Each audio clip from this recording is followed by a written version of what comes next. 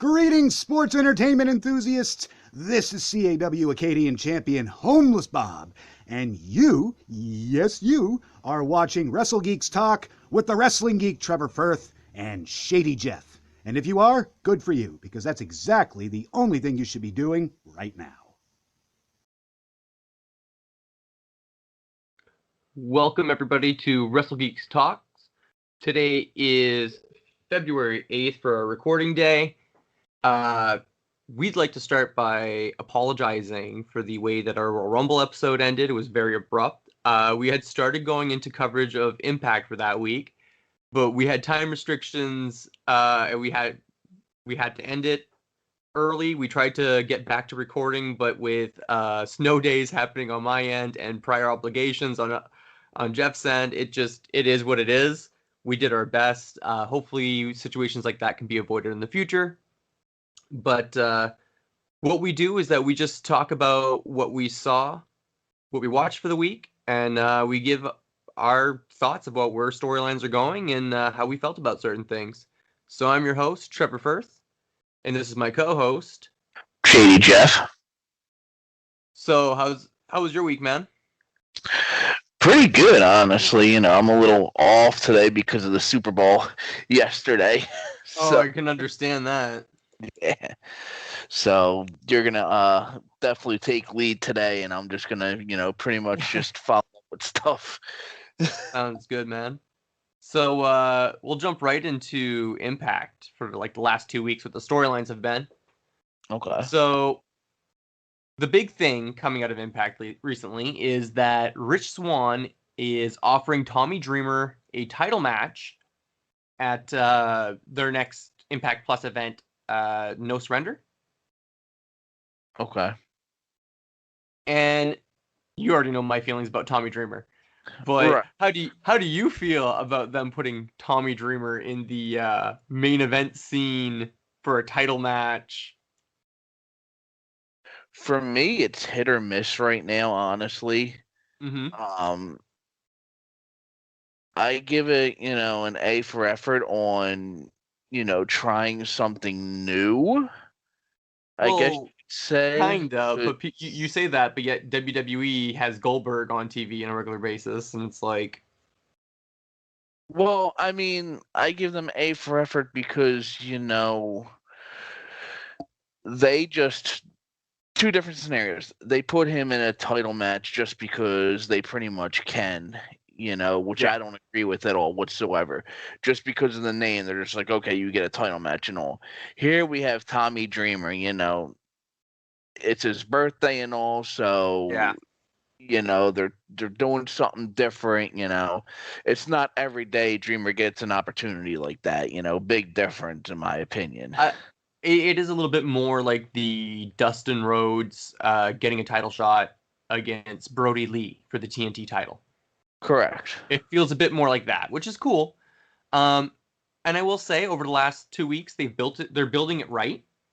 Because like our first main event was like it was an 8-man tag. So we had Tommy Dreamer, Rich Swann, the returning Willie Mack. And the big shock return of that episode was Trey Miguel making his big Impact return. And that was awesome to see. Super happy to see Trey is back. Right. And he stayed with Impact. But they took on Chris Bay, Moose, Sami Callihan, and Ken Shamrock. Okay.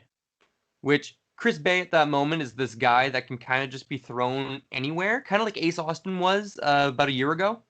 Right. He can be inserted very easily as a heel into almost any situation, which is good. We saw how good that did for Ace. Let's see if it does the same for Chris Bay. Hopefully it'll be good. Absolutely. At the end of the main event, we do see like Shamrock losing it. He attacks a bunch of refs. He attacks Sami, and then Scott D'Amore apparently like suspended him indefinitely. So I don't know if that's because Ken Shamrock is going to do something, or if Shamrock needs a bit of time off, or they're just not interested in using Shamrock anymore. Like, I don't know. Yeah, I don't know the story either. It's always hit or miss with Shamrock, honestly. Even when it Yeah. was May days and all, he was scheduled to fight. I mean, the one fight that he was scheduled to have was against Kimbo, and Yeah. then he's like injured. He was either injured or he, failed the steroid test. It was one of the two that happened and all. And Yeah. Frank Shamrock went off on him, you know, during a live event for Elite XC. So with Shamrock this day and age, I kind of feel for the guy because he does put a lot of work in, but you just Yeah. never know. Yeah. To me, honestly, in that at the end of the main event when he was beating up all the referees, Mm. the look on his face and like the way he was screaming and like, I'm sorry, dude. At a certain age, you should probably start dressing up more when you're a wrestler. Because he kind of looked like an old man in a home, running around in his underwear, yelling at the orderlies, smashing them around. That's not good. I mean, that's me definitely being not harsh on my older generation of wrestlers, like I usually am, but Mhm. that's not a good visual in my opinion. But I mean, some people still really enjoy Shamrock, and I do think he can go still, and he can do some good stuff. It's just this like raging lunatic old man gimmick is like he can't be a raging lunatic at this age because he just looks like a senile, delusional old man. Right. So it's weird territory. Maybe that's why they're moving away from him. Not Mhm. sure. Got But the faces do take the win for this match, which is good, awesome. Um, Also throughout the episode, we get like Fire and Flava, the tag team champions or the Knockouts tag team champions, are doing they're getting ready for their celebration. They're trying to find people to come. There's this Johnny Swinger apparently has like this weird casino backstage where he just rips everybody off. Okay. Bravo is his dealer. I'm like, whatever. Okay, honestly, I don't need Swinger. Quite understand that, honestly, but okay. I'm at the point where I don't need Swinger anymore. He's a good comedy guy, but I feel like he's too prominent in there. Like he's always in backstage comedy angles. He's always somehow involved, right? So I'm like, yeah, cut back on him a little bit. I like him, but cut back on him a little bit. Okay. Yeah.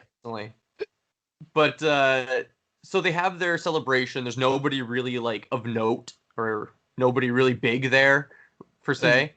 But sitting at ringside, we have somebody dressed in like one of those inflatable Marshmallow Man costumes. Right. And it turns out it's Nevaeh. Okay. Yeah, anyway, so Nevaeh and Havoc like trash their celebration, which was barely a celebration anyway. Like they were really this was Imapct like just being really tropey, but making fun of the trope of like the championship celebration. So I'm okay. This works for me. Fair enough. And that leads into the first of what will probably be many matches. But on the second episode, the opening match was Tasha Steelz versus Jessica Havoc in a 1-on-1. Okay. And like Kiera Hogan gets involved and whatnot, but Jessica Havoc does get the win. And then they announce after the commercial break that next week, so on tomorrow night's Impact, we're going to be getting the opposite. We'll be getting Nevaeh versus Kiera Hogan in a 1-on-1. And I'm like, this.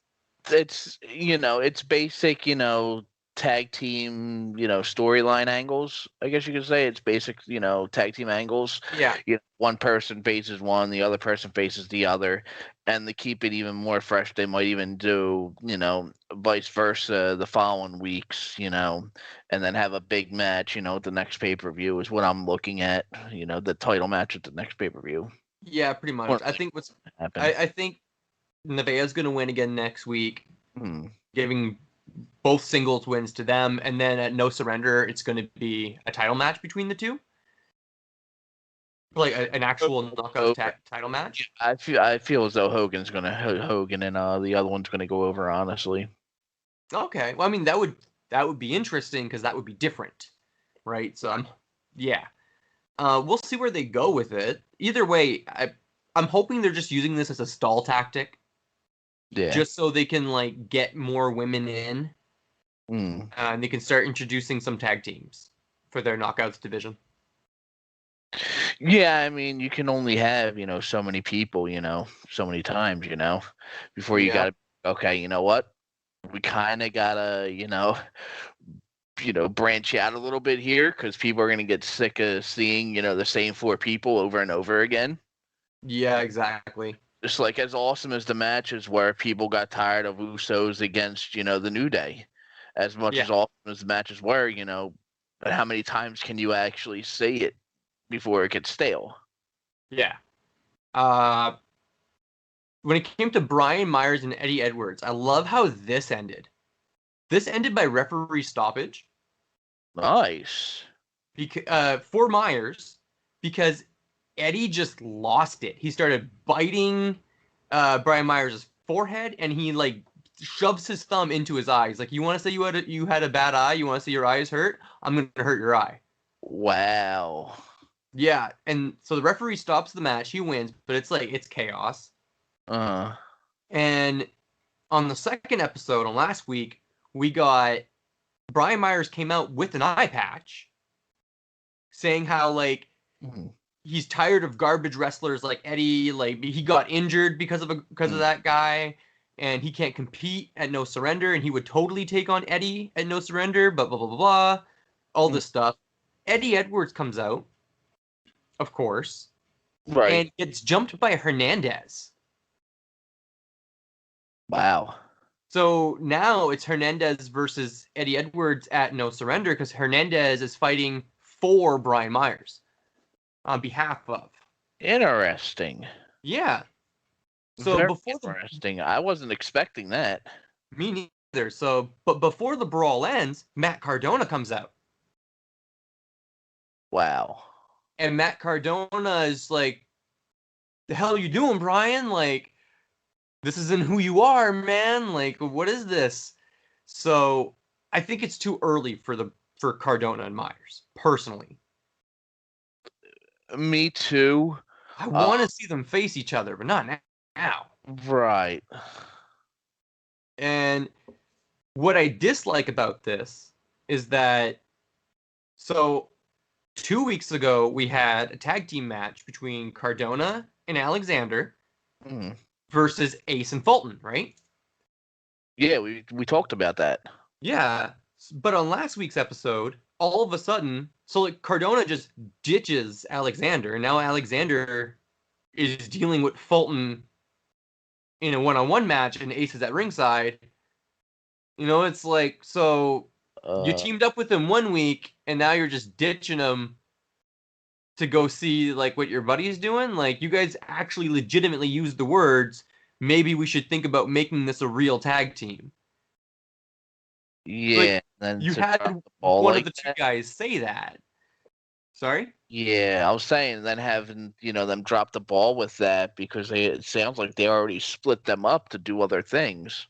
Exactly. Which isn't good. So Cardona should have stayed with Alexander until at least that little feud was ended.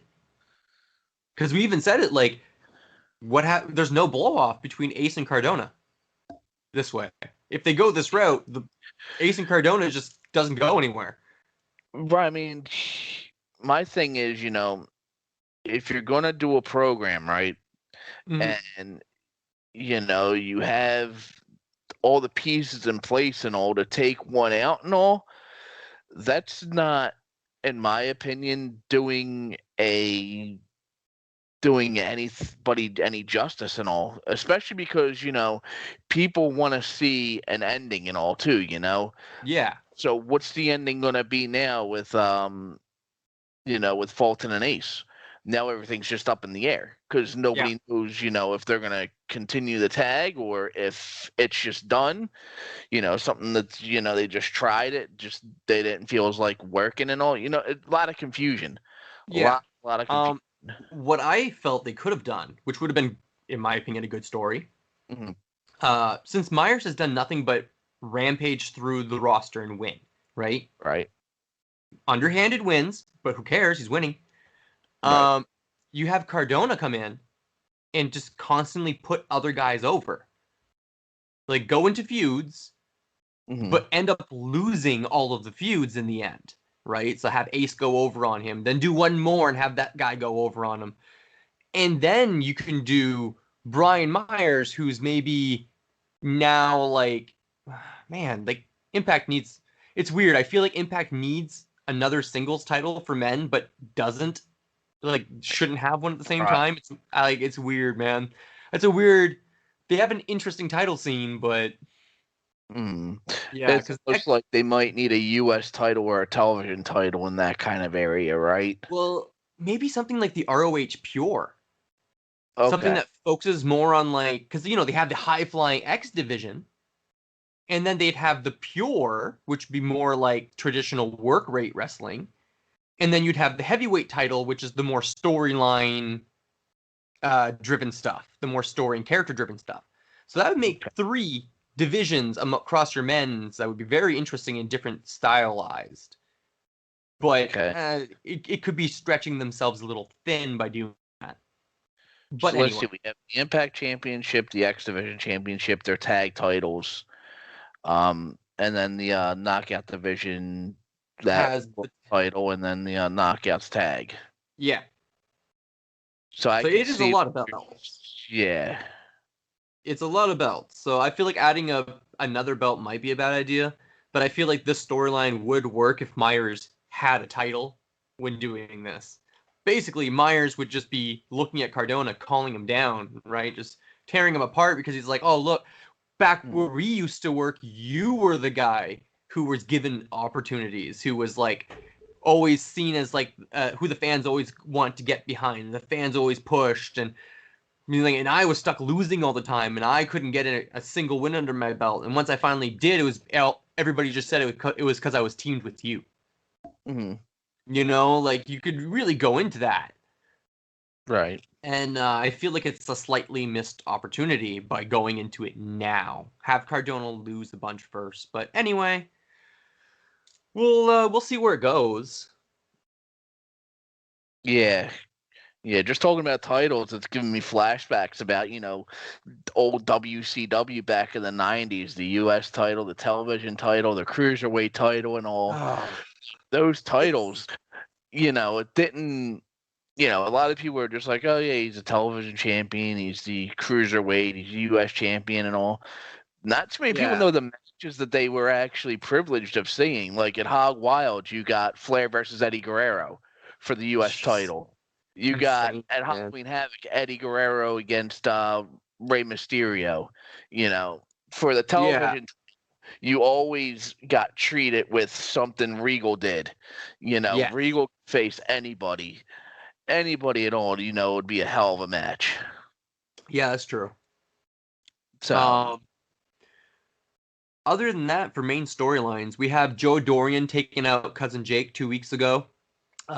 Instead of beating on him more at the end of the match with Eric Young and Cody Deaner, instead of beating on him more, Eric Young laid a T-shirt across his chest, so inviting him to join Violent by Design. We got a promo last week doubling down on that. Interesting. Yeah, so it was Eric Young just clarifying and like not really re-extending, but just like formally inviting Cousin Jake into it, if you will. Okay.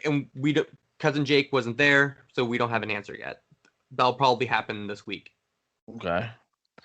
Little storyline there, Yeah, it's a nice little self-contained thing. Point, in my opinion. Yeah, exactly. It's all it needs to be. It's not a big title scene thing, but every characters and every faction should have a storyline. So this keeps within that. The last 2 things we have is Rosemary taking on Tennille Dashwood, which was nothing really special per se. But once it's all done, we have Larry D backstage who gets in Rosemary's face because he's back because he was like enchanted by Rosemary at some point, and he's the guy who ended up going to jail for Ty. Like he took the fall for Taya for shooting Johnny Bravo. This is Impact just trying to wrap that stuff up neatly and just like move on from it. And so what's happening here now is last week we had Crazy Steve versus Larry D, which was a really good match. I really enjoyed the Crazy Steve versus Larry D match. And at the end of the match, they're like, "Oh, we ain't scared of nothing. We don't care." Like none of the crazy weird tactics of Crazy Steve was getting in Larry D's head at all. Completely focused. You know what I mean? And he took him out, and they're like, "Oh, they do the whole we're not scared of anything. We'll take on anybody. We don't, whatever." Rosemary gets in the ring, and they're like,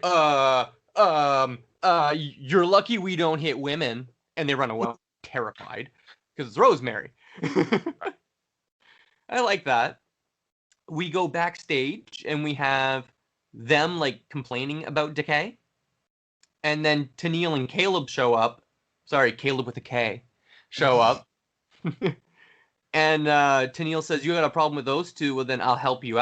I'd be willing to help you." And then we got the official announcement that I think it's at the event, the Impact Plus event. We're getting Double XL, so AC Romero and Larry D, with Tennille versus Rosemary and Steve with a partner of their choice. So, and it's not going to be Abyss. Like Abyss was the third member of Decay, but it's not going to be him. There's no way. Exactly. Now, he's doing stuff with Vince's organization right now. I mean, you've seen him backstage a couple times. He did some things with AJ Styles and all, like, as he's, I think he's producing for them right now, if I'm not mistaken. He's either producing for them or he's an agent or some sort. I know he's backstage though, and I know he's under contract for a fact, unless they let him out of his contract. But I haven't heard anything about them letting him out of his contract, unless they're keeping it quiet and doing a surprise thing. I'd rather them bring somebody new in anyway. Personally, there's plenty of guys on the indie scene that have gimmicks that would fit with Decay, and there are plenty of good ones. So I mean, personally, like, I legitimately have no idea who it could be, and that excites me. So that's one of the matches. Like, this is a weak storyline, but I'm intrigued to see who that third person is going to be on that team. Absolutely. Yeah. And other than that, we got Susan, Jordan, and Deanna. Susan, Kimberly, and Deanna doing their little heel faction. We had Jordan Grace. Who was she facing? I don't remember. It was not a very good match. I think it was versus Susan. Yeah, it was Jordan Grace versus Susan. It ends with like this big brawl at the end with all of the women involved. And of course it's Jazz and Jordan Grace, so they're outnumbered. But ODB runs out. Yeah, it was cool to see her back, honestly. It's cool to see ODB, yeah. Yes. I like Jordan Grace surrounding herself with Jazz and ODB. I feel like it makes sense for her to be with them. Yeah, I mean, Jazz was always known as a powerhouse ever since, her ECW days. She was a powerhouse. And then when she made the transition over to Vince's organization, once ECW folded, they brung in that powerhouse gimmick again. Yeah. So, Jordan Grace being a powerhouse herself, Big Mama Pump and all, it just fits. And then you have the wild card as ODB, Yeah. So, I mean, we'll see where that goes. That's just starting, so. Yeah, absolutely. We get, for like a couple of backstage promos. Some of these I'm a little confused which one of the 2 weeks they happened, but we have like the Tony Khan promos saying that Impact Wrestling is basically just him like fantasy booking. at this point. He's just having fun with it. It's his own little like promotion to do whatever he wants with. Interesting, but okay. Playing into the heel, right? He's like, oh, look, my team, Private Party, are the #1 contenders and all these things. And he talks, he also does imply that he's going to be taking a little break from showing up on Imapct. He's getting bored of it. Interesting. And the last thing he says is that, like, everything happening with Callis and whatever has fueled him to a point and made him emotional, and now he's making emotional decisions, which is why he let Jon Moxley show up on New Japan the other day. Wow. And I'm like, oh, okay. So we're bringing that up on Impact, are we? Yeah. That's nice to know. Okay. So, you know, and it's cool, man. Like, I'm all for it. Same. Then we have, like, Sabin and James Storm saying that they should still get a title match at some point. Like, they're still going to go for the belts. And the Good Brothers just give them a title match. It's like, yeah, you guys want to have a title match before we do the Private Party title match? Sure, why not? Wow. And I think it's a little... It's weird. I didn't expect them to just give it to them. But it was like they played it off like a whole like, oh no, yeah, brothers, we'll do you good, you know? Like it sounds like they're planning a little something. Yeah, it sounds like, good but heelish kind of like thing. Like, yeah, no problem, we can do that for you. But then, like, during the match, some, heelish stuff might be going on. Who knows? Maybe we'll get somebody from the New Japan Bullet Club. Who comes in and gets involved. Maybe we'll get somebody from AEW who gets involved. Like, true. We don't know at this point, man. Yeah. Like, we really don't. So that's interesting, but it also it cuts to Private Party and Big Money Matt, who are like super pissed. Like, well, Private Party are pissed because they're like, what's that? They're getting a tag title match before ours, and we're the #1 contenders, and they're super angry, right? Because they're young. And Matt's like, yo, whoa. Never mind that, guys. Who cares? Whether it's the Good Brothers or whether it's Sabin and Storm, you're still getting your title match at No Surrender. So it doesn't really matter. What you should focus on is winning that tag team battle royal on Dynamite. Because that way you'll be #1 contenders for both tag titles. Wow. And I'm like, Matt, Big Money Matt he's right. He goes, that makes you more money and that makes me more money. Friggin' right. I mean, it's brilliant. I don't know, man. In my opinion, Matt Hardy is very, very, very, very underrated. In my opinion, because they gave him so many gimmicks and all. He was with the Hardy, the Hardy Boys for a while. Then, when they went their own separate ways, the V1, the version 1 thing, that didn't go as planned, but then, I loved it personally, but the other, and now I'm thinking, the broken Matt Hardy and this, the Big Money Matt now. Yep. And this, to me, it's the fact that he had the balls to come out at AEW and straight up tell everybody, like, look, I hear what you're saying. You guys are not into the broken Matt Hardy gimmick anymore. You guys want something different. Okay, cool. And that's when he started cycling through his gimmicks all of a sudden.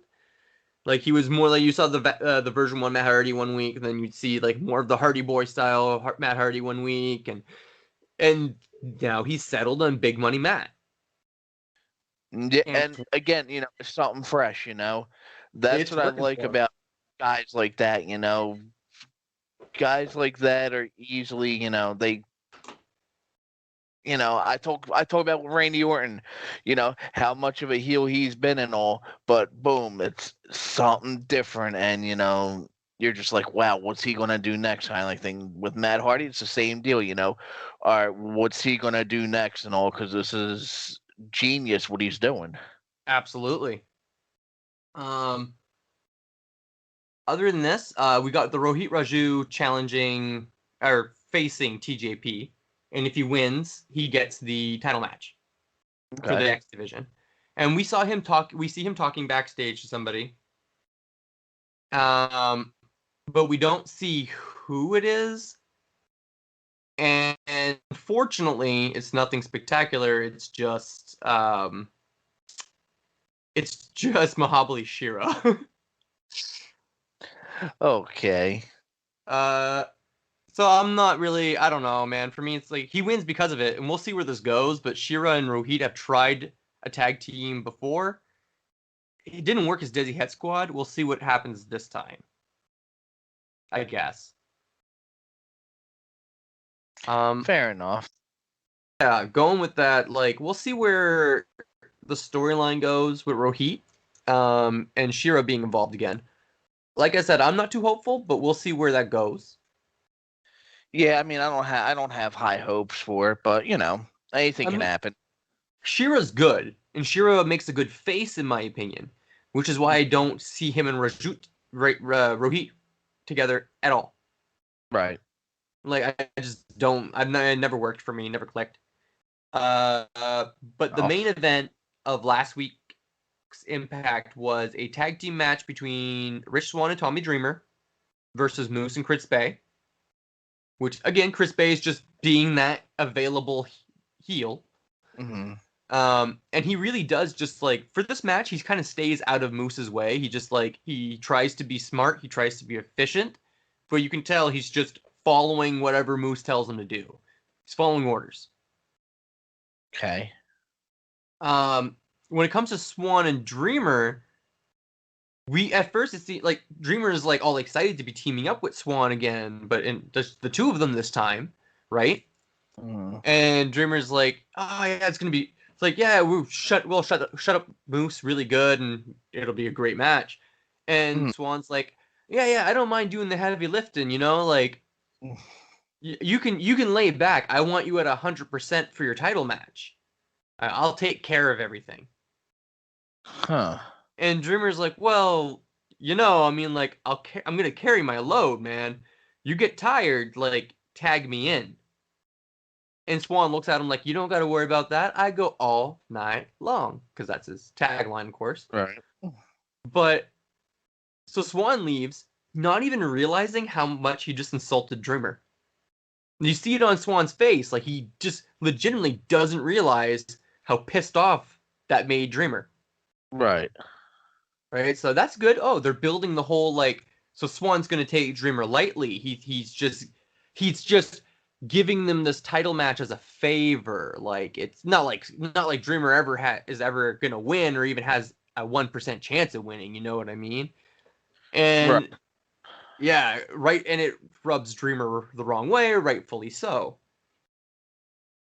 Okay, and that could go either way for a heel turn for Dreamer too, because I don't really remember Dreamer being a heel, honestly. I mean, when he was with the Alliance and all, that's the only time I can remember him being a heel.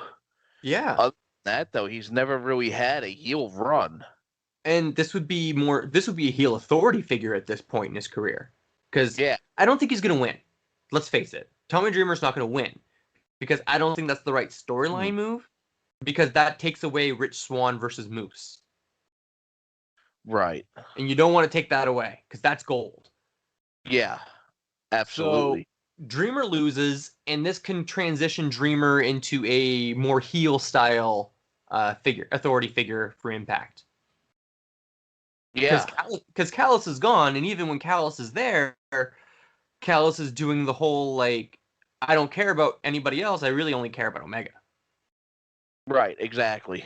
And the Good Brothers. So, I mean, it could be interesting to see Dreamer do that.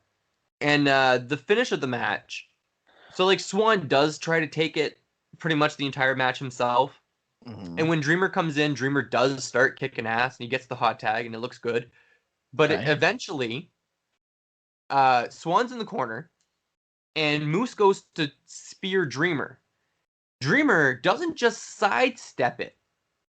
He sidesteps and pushes Moose. So Moose goes flying straight into Swann. Wow.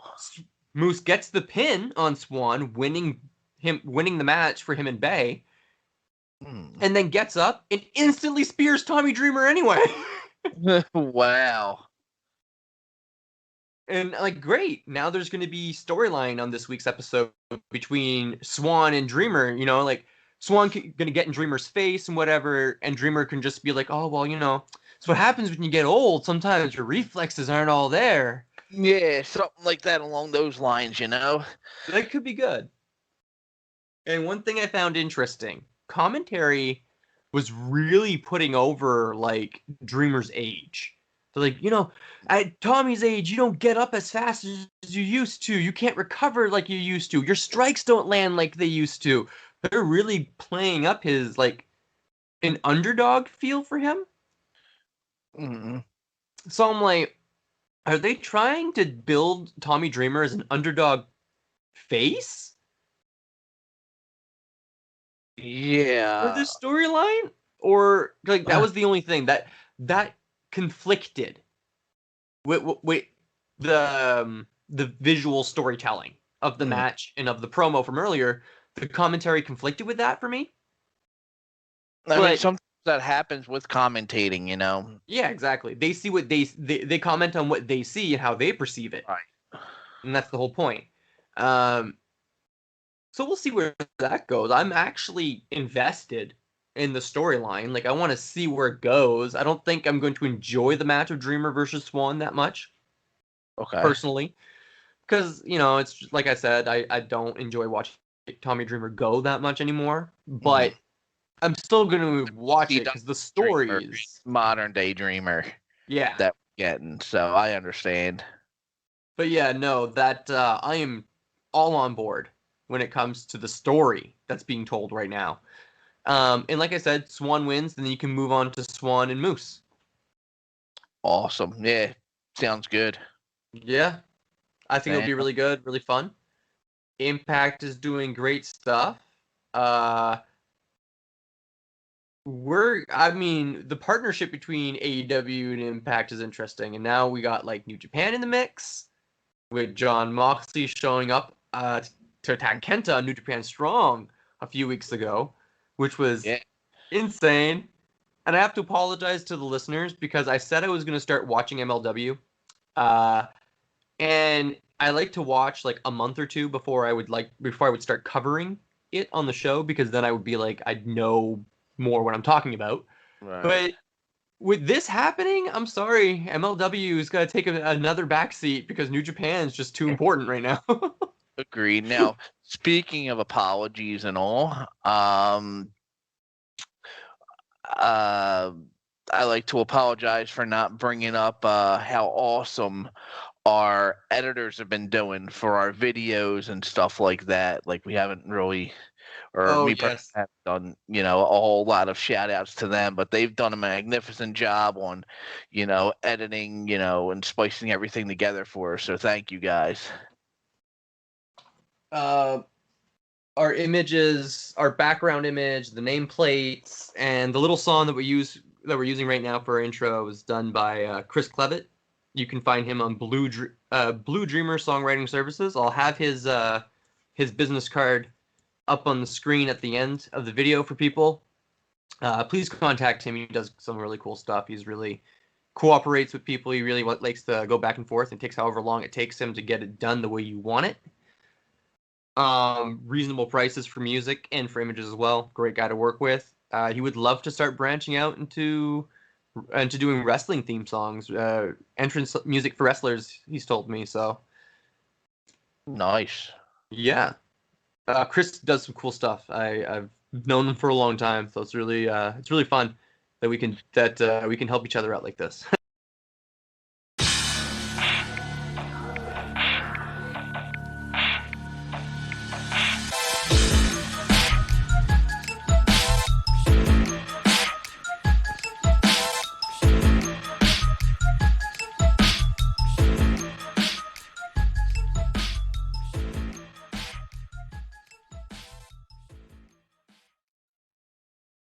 I want to thank Adam Robbins for giving us that little ad for his album, and I suggest people check it out.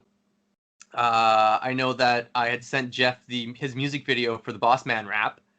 I know you had enjoyed it. Yes, I did. I did a lot, actually. The one guy who was dressed up like the boss man looked like a really good friend of mine, so I was able to rib him with that. I was like, dude, why didn't you tell me you were in a rap video? He's like, I wasn't. I showed him the pic, and he just started dying. That's great, man. Adam Robbins is from the Maritimes. He's from PEI. Local hip-hop guy, does some great stuff. His entire album is pro wrestling inspired. I also really like his Bret Hart song. So yeah, it's worth checking out, man. Like I'm gonna have his links in the description. Please check him out. We hope to have more from him soon. To hear from him once he's got more stuff and more projects going. But so we talked about Imapct. Right. Now we're going to go into AEW and Dynamite. The other half of the current storyline, I guess, taking over wrestling. I mean, in all honesty, it still has that weird feel to me ever since Brody's been gone. It's still, I don't know what it is, but they're missing like a huge. Ever since he passed, they're missing a huge part, and the Dark Order's doing what they can and all. However, I still feel it's missing a lot. Like ever since ever since everything broke out about him, passing and all, the company has not been the same. Agreed. It's I mean, the tribute show was gorgeous. It was beautiful. Yeah. Literally, they had a lot of them had 3 days of notice. Like as much as we did at the time. Right. But no, they're definitely scrambling. It hit them hard. This is the first actual AEW loss in any way. Right. And it's unexpectedly. It's not a returned legend. Like it's not. Sorry for saying it, but it's not like if it was Jake the Snake, somebody who's older, and if he would have gotten sick, and people would have, what I mean? Like it's it'd be not unfortunate. It'd be sad. This is a young guy who had his whole career still ahead of him and all. Yeah. He was peaking. I put it up there right with Owen Hart. Unexpected and all, where Absolutely. you're just like, wow, like this hit hard. Yeah.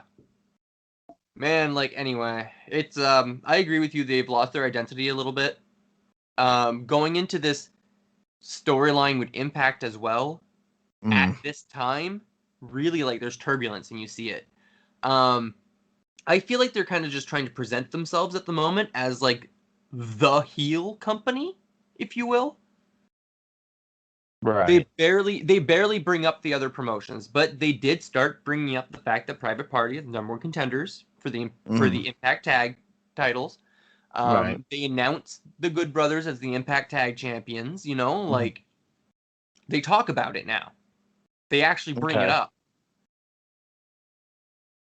but it's not loud. They don't they haven't aired an ad for No Surrender, but that is fine with me because that is a heel move, right, on their part, and I'm cool with that. Absolutely. As long as they actually mention little things throughout the show, I'm good.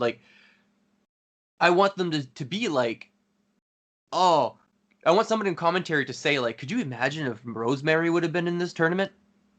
Right. Something like that. This little thing, right? And that'd be cool. That's great. Because if you have Rosemary against, Dr. Britt Baker or something like that, just something off the wall kind of thing, Or you could have Thunder Rosa show up in Imapct. Yeah. And that'd be insane. Well, I mean, I guess she's NWA, so I'm not sure how that would go. But still. I mean, I don't know if you want to get into it now, but we see New Japan in there right now. So, with AEW. So, I mean, whatever barriers were up, obviously they don't exist with AEW right now, which is good because it's different, Yeah. Growing up it was always Vince with his boys, or Bischoff with his boys and Heyman with his boys and all. There was nothing ever. I mean, one time back in the 90s, I don't know if you remember of it happening or not, but Raw allowed ECW to come in, and then they also brought in Brian Kris from USWA and all. So that was the only time I've seen something like that happen in the wrestling business. At some point, ECW is essentially not developmental, but it was like a gateway to WWE, though. Right. Like Heyman had a connection with Vince, right? So I mean, it's it's really different what they're doing, and I'm really enjoying it. I'm happy to see this. But we'll go into the show and we'll talk more about the Forbidden Door later. Okay. So first match of the first week, we got Eddie Kingston versus Lance Archer. And this is the one where what are their names? Butcher and Blade come out with sorry. Butcher and Blade came out onto the stage with Jake the Snake to distract Archer, and at that moment Ali jumps in from the crowd, gives him the knuckle duster. Which I saw, I did see that part. Yeah. And I thought it was a smooth ending, honestly. It was really well done. Like the ref, I don't think the ref saw it. Like legitimately, I don't think he saw it in Eddie's hand. They did a good job at hiding it. Yeah. And that leads into the match that we got last week, which was we got a lumberjack match between Lance Archer and Eddie Kingston. And that one Lance Archer won. But okay. So lumberjack match, what's the first thing you think of? Everybody surrounding the ring and keeping them inside the ring. Right? It's so terrible. They're so bad. All of them, man. I hate them. Like, legitimately, lumberjack matches are my ultimate pet peeve in wrestling. Like, I hate them. I don't know, like, they don't work. Probably because, there's too much confusing. Like, sometimes you'll have heels standing with faces standing with heels and all. When somebody gets thrown out, if it's a heel getting thrown out on the heel side, they'll be coddled too. Face gets thrown out on the heel side, they'll get beat up and then thrown back into the ring. Yeah. I mean, when I first saw my very first lumberjack match, it was on a Raw. I can't remember who was in it, but the guys were all surrounding the ring. Like, there was no place you can get out. And they tried, like, anytime they tried to roll out, all they would do was just push them right back into the ring and keep them in the ring. That's how it should be. Right. I've actually, in my mind, like, I've tried to come up with so many ways to make a lumberjack match interesting. I'm like, take off the ropes. Right. Get them anything is what I've been thinking of. But my friend, we were playing a tabletop wrestling game. Like Dungeons and Dragons. It's called Worldwide Wrestling. Okay. And the 2.0 of that game is coming out soon. Look it up. It's a great game. But okay. In it, there's a gimmick that you're instead of a class like a ranger or a fighter, you can choose a gimmick. And my friend wanted to play the monster. But she didn't want to be like the traditional giant, scary monster. She wanted to be a little bit more like Rosemary monster, creepy. So she came up with a band gimmick. And one of the monster's abilities is that you get to create your own stipulation to be your signature match for blow-offs and stuff like that. Wow. So sort of like an Undertaker with a casket match. Exactly. That's exactly the concept, right? And so we were thinking and thinking and thinking. She goes, well, what if I did a match where at ringside I would just have like a bunch of wailing, like there'd be a bunch of people at ringside that would essentially be like phantoms or spirits is the idea, or even just like people who were devoted to her would be worshipers, anything to make it work, right? And whenever she throws her opponent outside, they would beat the hell out of her opponent and then like roll the opponent back in so she could have a pin attempt or something. Whenever she would roll to the outside, they would do anything and everything to defend her. So I'm like, so it's a lumberjack match, but with only one person, but all the lumberjacks being on one person's side. I mean, makes more sense than, having heels and faces out there, and Yeah. I remember how that happened too. I don't know if you remember this, but I believe it was Brett versus Diesel or Diesel versus Sid in a lumberjack match, one of the two. And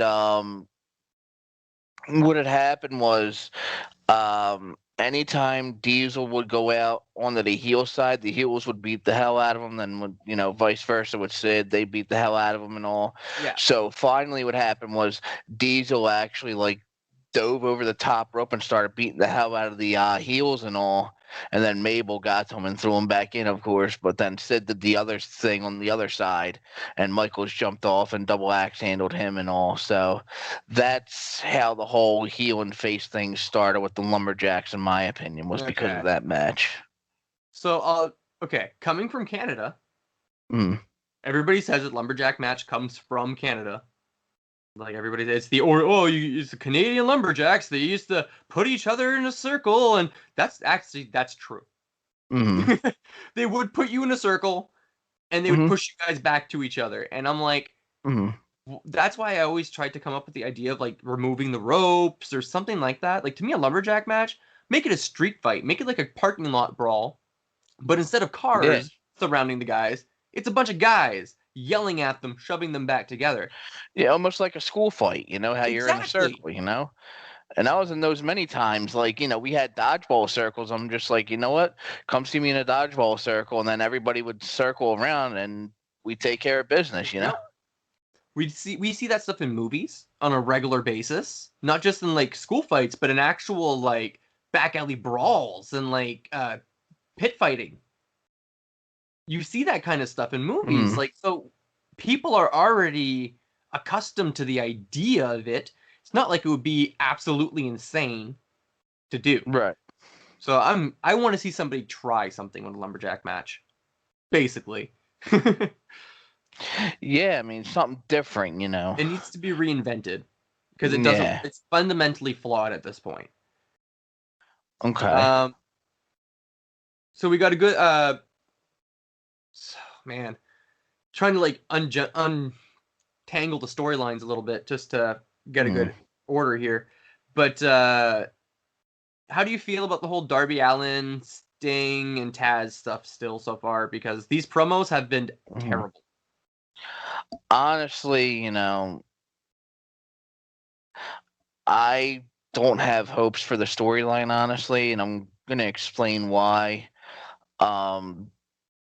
Taz, as great as he was in ECW and all, he's just a shell of what he used to be, unfortunately. Still respect the guy, though, because he could still slap in that Taz mission on anybody like there's no tomorrow. Absolutely. And make them tap easily, but,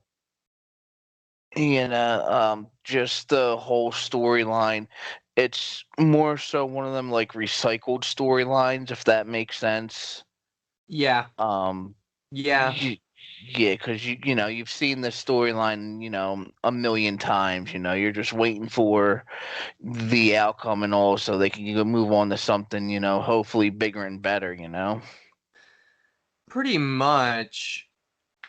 Don't get me wrong. I love seeing Sting in the ring and all. I'd love to see him back, as a full-time performer and all. So don't get me wrong about that. However, I think there would be a better way for him to come back, especially the AEW title and all, where Vince dropped the ball with him and put him right into a match with Triple H at WrestleMania. Yeah. Since it's Sting, I mean, everybody knows the name Sting, especially with the Kenny Omega thing going on right now. Here comes Sting, the hero and all, and facing Kenny Omega to try to bring that belt back and, be the hero. That could be cool. If it's done right, that could be a good story. Right. And that's what matters. Right. The whole thing with Darby Allin and Sting, I mean, Sting's not known for really tagging. I mean, don't get me wrong, he tugged with Luger, he's tugged with people in the past and all, but Sting, to me, he'd always be that singles guy run where he's facing Vader, where he's, facing Hogan or Flair, Yeah, I agree. It's I'm not really a fan of it, but one thing I will mention, when we got Team Taz, everybody's standing outside. I love how Brian Cage is standing there trying to look tough, right? He's trying to look like a badass, and I'm like, dude, I can see your teeth shivering out of your mouth.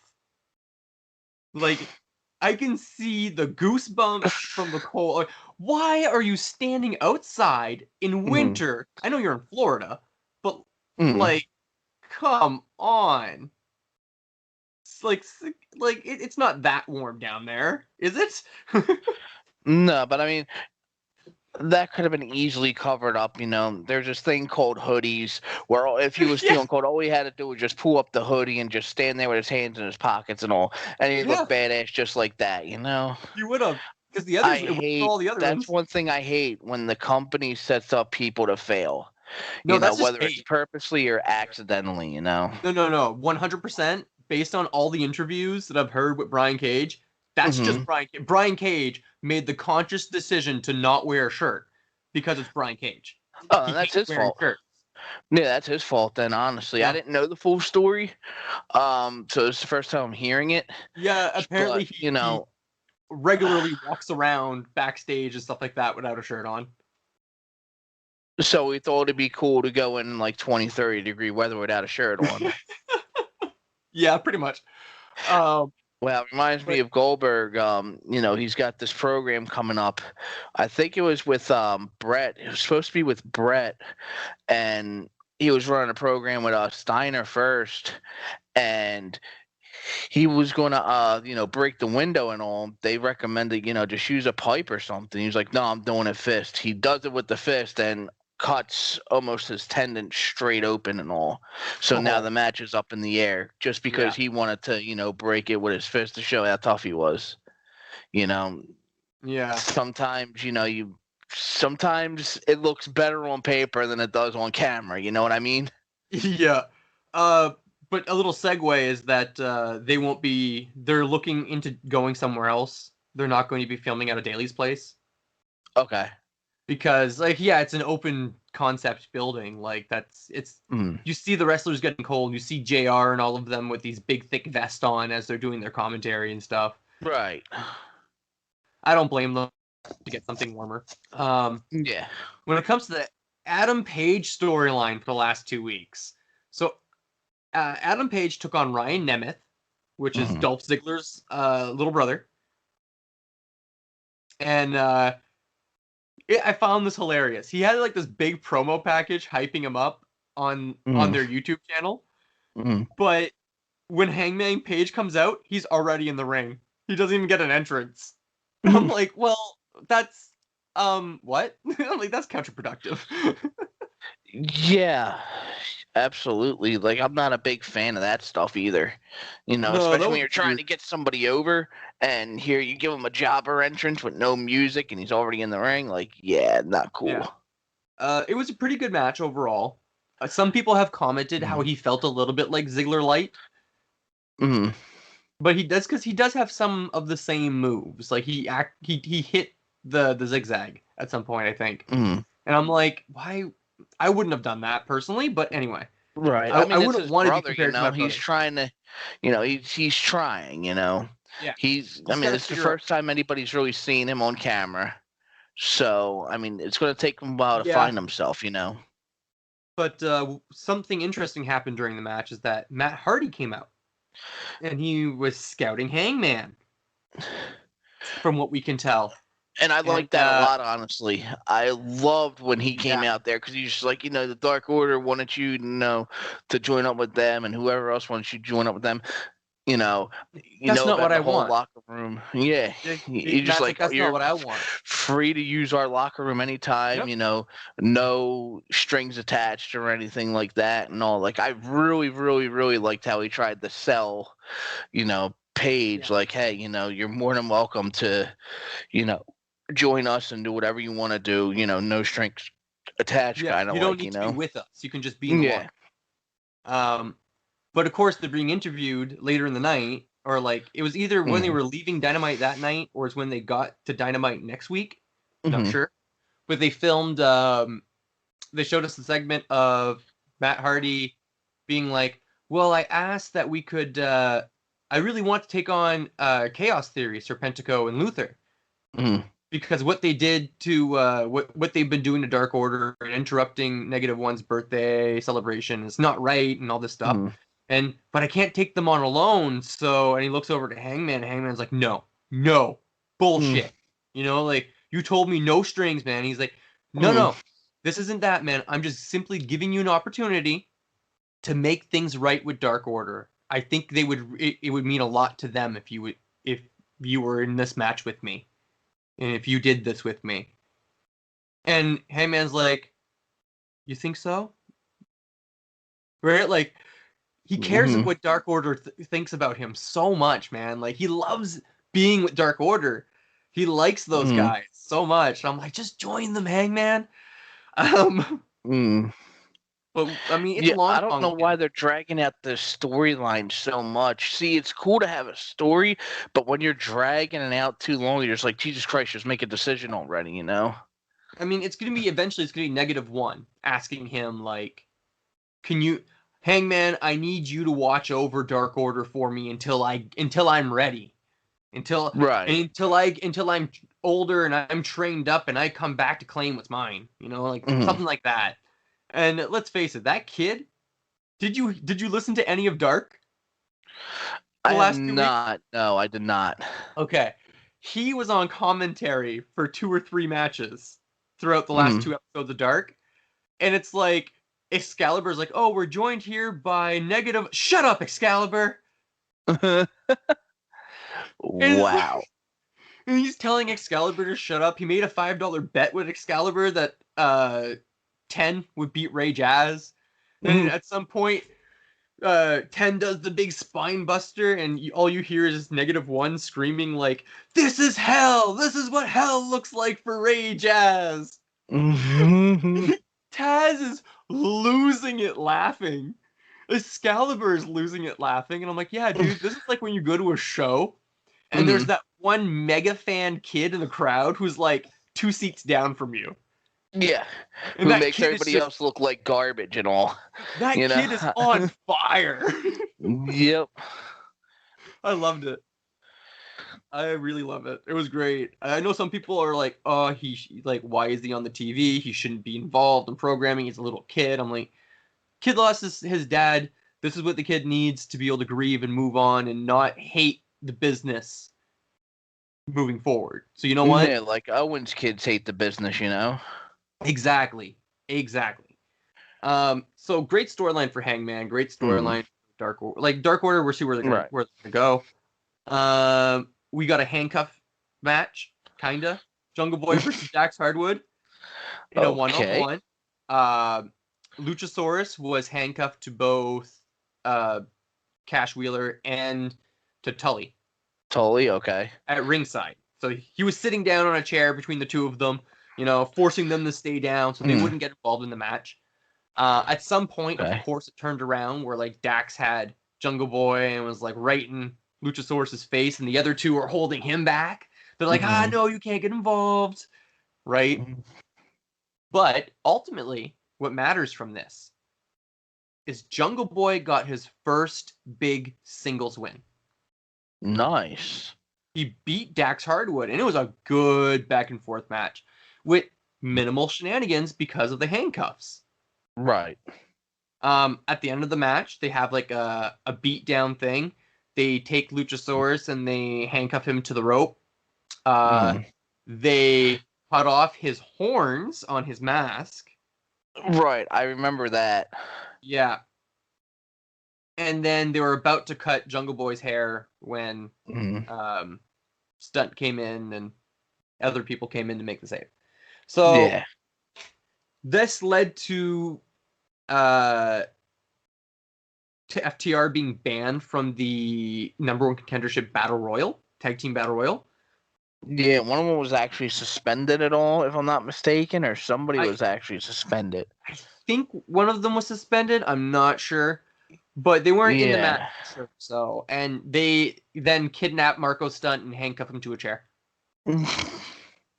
Which, great visual. Like, let's face it, Marco's great for these spots. Mm. We have Britt Baker had a warm-up match against Shauna. Shauna's really good talent. I'm hoping to see them do something with her eventually. I feel like she could use a good tag team partner, and then they could start working on their women's tag division as well. Okay. And then on week 2, of course, we had Britt Baker versus Thunder Rosa. Gotcha. And that was awesome. The ending, I'm a little iffy on, but overall, I really enjoyed the match. It's exactly what we expected it to be. Like, Okay. great technical match. I mean, Thunder Rosa and Britt Baker brought the intensity. They hit every move pretty much spot on perfectly. Nice. Ending is when Thunder Rosa has Britt in a submission move. Reba climbs up on the turnbuckle on the apron, and removes the middle turnbuckle or the middle padding. So this makes Thunder Rosa let go, yell at her. There's a little bit of distraction. They fight for a little bit. A little bit of distraction. Eventually, Britt smashes Thunder Rosa's head into it and puts her in the lockjaw. But like Thunder Rosa's out when she hits that turnbuckle. Knockout. They played it as a knockout. Like, she's out. So Britt goes to put in the lockjaw, and Thunder Rosa is like completely limp. Wow. Like, and the ref is like trying to tell her, like, no, it's done. You won, before she even locks it in. And this is the first time we've had like a turnbuckle spot in AEW. It was the first one. It was pretty good overall. I think that we're just going to get Thunder Rosa versus Britt Baker in the semifinals of the Women's Elimination Tournament. Okay. I mean, I don't see that. Yeah, I don't see where else this could go. Right. Because obviously that's not an ending to the feud. Correct. Next week, so the main event of the first week is what, according to the Young Bucks on BTE, is the most edited main event match in Dynamite history, and will be for quite a while to come. Okay. So it's the Good Brothers and the Young Bucks versus 4 members of Dark Order: Evil Uno, Stu Grayson, Silver Reynolds. You have Anderson and Gallows passing a pretend joint to each other during the match and putting it out on like Uno's back before they all do a massive powerbomb on the apron. Like, all 4 members powerbombing all 4 members on the apron.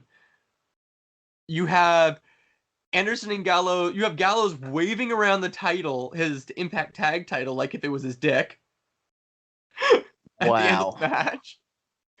Like, this is exactly how they put it on BTE. They're like, guys, like, Young Bucks run up to the Good Brothers, like, guys, what the hell? You can't do that. What do you mean? They're like, what do you mean? You can't do that shit. I can't smoke weed and cum on Dynamite?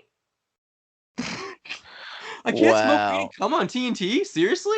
That's all I want to do. I just want to smoke some weed and cum. Because that's, if you've ever watched Anderson and Gallows outside, like, all of their YouTube stuff, all of their YouTube shit, oh my god, these guys are the most stereotypical backstage ridiculous wrestlers. Like, I'm listening to this, I'm like, it sounds exactly like what you would think it was back in the 90s. With these two. I find it hilarious, personally. Like, my wife was sitting there playing a game while I was listening to BTE, and there's a couple moments where she's just like face palming laughing because she's just like, god damn morons. So apparently they did so many of those jokes during the match that they actually had to like cut to other cameras and get other angles and wow. So Tony will probably tell them to mellow that out a little bit next the next go around, next show. They were told to tone it down a little bit, yes. apparently. Yeah. At the end of the main event, we got a brawl where Pac and Ray Phoenix come out, Moxley comes out, Omega comes out, like everybody's out. When it comes to last week's show, really the only two things we didn't go over. Well, I mean, there's three things we didn't go over yet, and that's like the tag team battle royal. So the Bucks did clarify that if they're in the tag team battle royal, and if they win it, right, they get to choose their opponents. Cool. I like that. Matt was one of the first three people out. Okay. Private Party got eliminated because you need both members out to be eliminated completely. Okay. So Private Party. It's not like WWF where the one person is eliminated, the whole team's going kind of like thing. So I like that. Exactly. I thought that was stupid, honestly. We did have all 6 members of Inner Circle in here, all representing like the 3 different tag teams of Inner Circle. Okay. And we had 4 members of Dark Order. Okay. So there was some teaming up stuff going on. But Private Party gets taken out completely when Isaiah Cassidy... Well, what happens is Cassidy goes to throw Nick out, and Gallows shows up and pushes Nick back on. Like he's toppling over from the apron, feet still on it, and he just helps him get his balance back. Nick's like, where'd you come from? Because he didn't notice him. Damn. Gets back in the ring, keeps going, throws Cassidy towards the ropes, and Gallows pulls the rope down. So Private Party, who are the number 1 contenders for their tag belts, are eliminated because of Anderson Gallows. And like Nick starts arguing and fighting, and he gets eliminated because of it, because he's pissed that they got involved. But I love that. Yeah. Like, that was good. The final 4 members were Jericho, Sammy, so representing 2 different branches of Inner Circle. One of the 2 members of Top Flight. Okay. And Max Caster from Acclaimed. Wow. So what happens is Sammy is trying to get Caster out, but he's on the apron, and Jericho goes to help him. But instead, he just eliminates Sammy. Caster's still in it for a second. When Jericho realizes, he's like, yeah. And when Jericho realizes, he goes and gets Caster out. And then it comes down to Jericho versus one of the 2 Top Flight kids, which, of course, Jericho beats him. Jericho beats him pretty easy, but, I mean, he eliminates Sammy. Yeah. So during their little celebration later on the night, Jericho comes in, MJF comes in, they're all happy, and Sammy's like, all sour with him, and he goes, "Come on, Sammy, it was an accident, it didn't mean any of it, like nothing like that was supposed to happen." And he goes, "It's always an accident, isn't it, Kris?" Wow. And Sammy storms out, Jericho runs after him like, Sammy, right? And as the door is closing, you got MJF who turns and looks to the others and goes, "Guys, I think we need to have a little team meeting." But Jericho and MJF are the number 1 contenders and will be facing the Young Bucks for the tag titles. Nice. I didn't know I needed this match, I'll be honest. It's cool. Yeah, I mean, I don't think so. I mean, we've already seen, Inner Circle face each other, I just feel as though that's what we got with just extra participants. Yeah. So, yeah. Well, they tied in a couple storylines to it. They tied in the Good Brothers, Young Bucks, and Private Party storyline into it. Which is cool. Yeah. Yeah, I mean, it's definitely cool. We got, as well... What was before the main event? There's something before the main event I want to talk about. Oh, there's Shaq showing off his new move. The Black Thunder or something like Black Tornado. That's what it was. So, yeah, it's official. Cody and Red Velvet are going to take on Shaq and Jade Cargill. But it's not going to be at the pay-per-view like we thought it was. It's apparently just going to be on Dynamite. Interesting. Cool. I prefer that, actually. Yeah. And before we get to last week's main event, the last thing to talk about is Kip and Penelope Ford's wedding. Do we really have to talk about that wedding?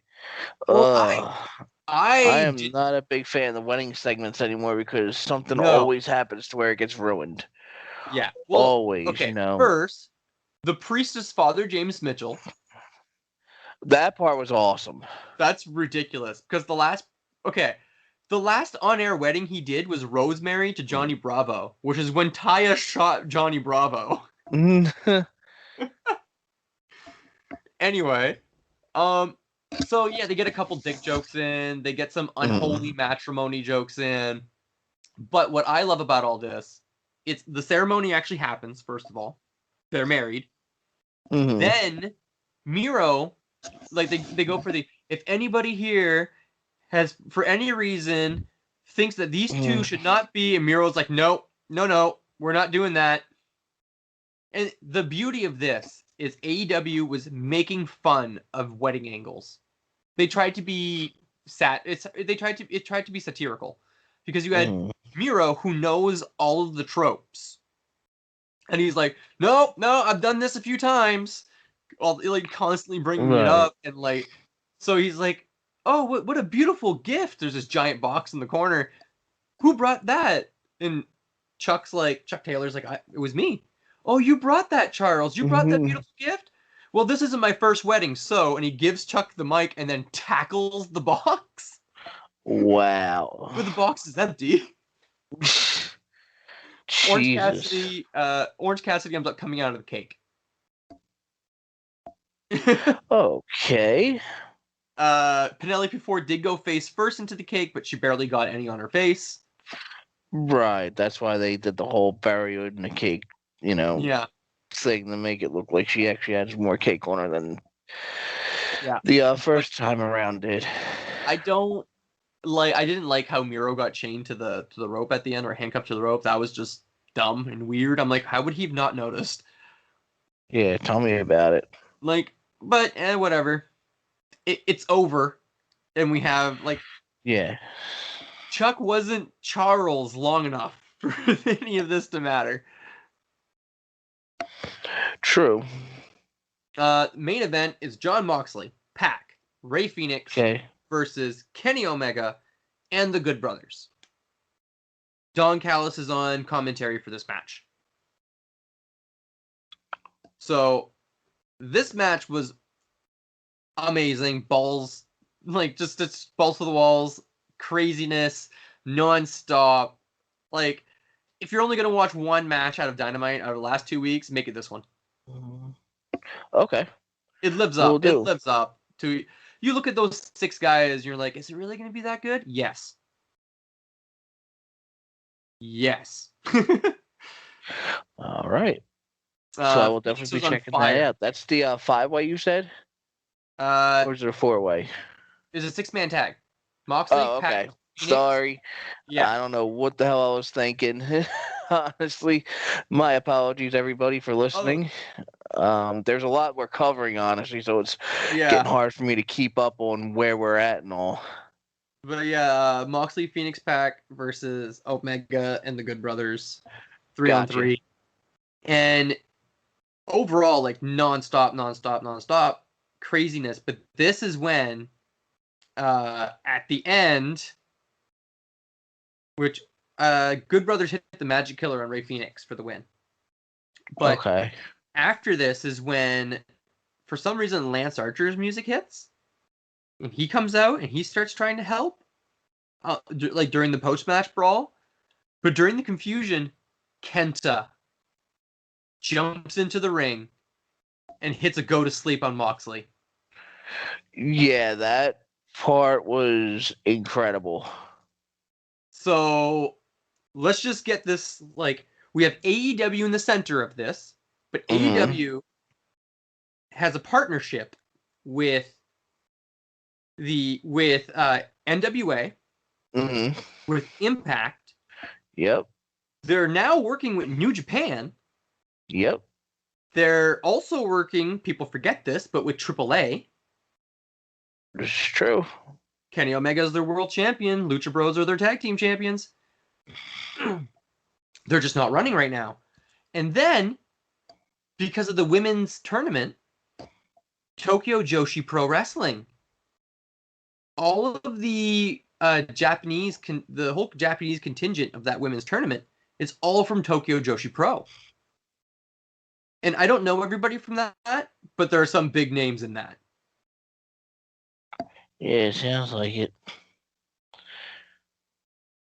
But the door's open. Yeah, that's what I was going to get at. That forbidden door that's been locked and sealed for years and years. And like I said, the only time I saw that open up was for Raw with ECW, USWA, and all. Sabu jumping off the R and all. That was the first time I actually saw another promotion invade another promotion. So I'm excited to see where all this is going to go. On next week's show, we're going to cover Impact and AEW again, because we're going to try and stay those as much as possible. New Japan Strong will probably be thrown into the mix at some point. Okay. With everything going on, it's hard not to. Right. There is a piece I wanted to cover. Yes. After the Royal Rumble, I watched the Yoko special. Oh, okay. And in my opinion, they did a really, really, really good job on it. The ending is very sad and all. It's really, really sad with the passing of Yoko and all. But my God, could the guy move? And you could hear everybody talk about for a big guy and all, he was very, agile and athletic and all. So, I was very privileged to have got to see him both, on TV and live. Believe it or not, check this tag match out that I got to see live at a house show. It was just a tag team house show event that they held here in Philly at the Spectrum. Okay. And it was Men on a Mission, Mo and Mabel, teaming up against Bastion Booger and Yokozuna. I got to see that tag match at a house show, and honestly, still through this day, I think that's probably the biggest tag match I've ever seen. Honestly, just because of there was well over 1,000 pounds in the ring.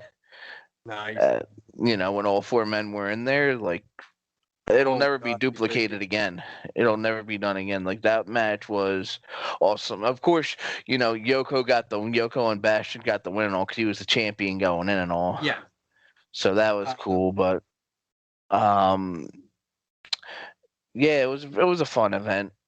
It was a fun event that I went to and all, but that documentary was I really love wrestling documentaries when they're done right. Yeah, the Yoko one was done right, especially with Rikishi talking and all, and they even brought in Yoko's children talk and all. Oh, that's so cool. It was really, really, really done. It's it was flawlessly done, honestly, in my opinion. After Dynamite this week, because I watched Dynamite off TSN here in Canada, we were graced with the Omega Man documentary. Okay. They aired it. They just aired it right after Dynamite, and I was like, "Oh my God, awesome!" And it is the Kenny Omega story. Well, really, it's the Golden Lovers story, is what it is. And this is a story that I know very well. I'm a massive Kenny Omega fan. Kenny Omega is one of my favorite wrestlers. Kenny Omega will probably take over for somebody on my Mount Rushmore of Canadian wrestlers one day. I don't know. I see that hard to do, honestly. It is hard, but I could picture him maybe taking over Edge. I was just gonna say Edge too, but Yeah. that's such a stretch. He's the only That's one on my such a Mount Rushmore. stretch. Yeah. But it was cool to see it because like I've seen this done by fans on YouTube and by other like a bunch of people before, but to see it from and hear it from Kota Ibushi, from Kenny Omega directly, from the people that are close to them. Like they ask Omega's parents if him and Kota are actually gay. Oh. And they don't answer. Wow. They just don't answer. They just laugh. Wow. They're like, no, we can't tell you that. That just gives that we can't tell you that. It ruins everything. That takes all the fun out of it. And I agree. Like, I don't care if they're gay or not. In real life, they told a story of a couple in love, and it's amazing. But that story can be perceived as a story of ultimate friendship between two guys, that brotherhood bond between two men, and it still works. Yep. Like it, to me, it doesn't matter. But let's face it, the guy's kissing the ring as part of the story. Okay, like just let it be. Just have fun with it. One of the things I did want to bring up, like the last thing I want to bring up for that women's elimination tournament. So we're doing a Japanese bracket, which is happening in Japan, versus an American bracket, which is why Riho is on the American bracket because she is in America. Okay. And that's why some people were wondering why Riho was on the American bracket. That's why. But the Japanese bracket has a few returning faces like Emi Sakura, Yuka Sakazaki, Aja Kong. But I've never watched Tokyo Joshi Pro before. Last night, I decided to say screw it, and I loaded up a couple matches just to watch because there's no English subtitles, no English commentary. But Maki Ito, holy shit! This is like the best of heel Kevin Owens I've ever seen.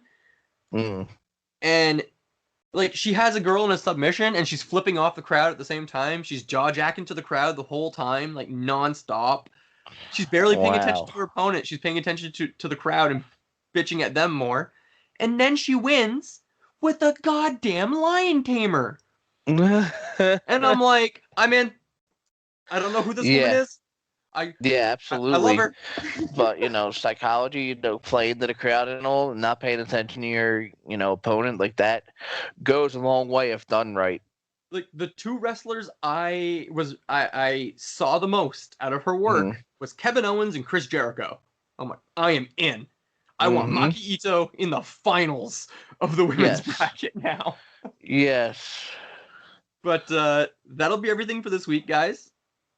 Like, share, subscribe. Thank you very much for joining us. And once again, I want to say thank you to Adam Robbins. I'll have his links down in the descriptions. Thank you to Kris Clevett for doing our backgrounds, nameplates, as well as thank you to Homeless Bob for the delightful intro that we got. I did an interview with Bob. I'm currently working on getting photos and prettying it up a little bit. That should be out in a couple weeks. I will have more details on that in the next episode. So Awesome. Thank you very much, everybody. Have a good one.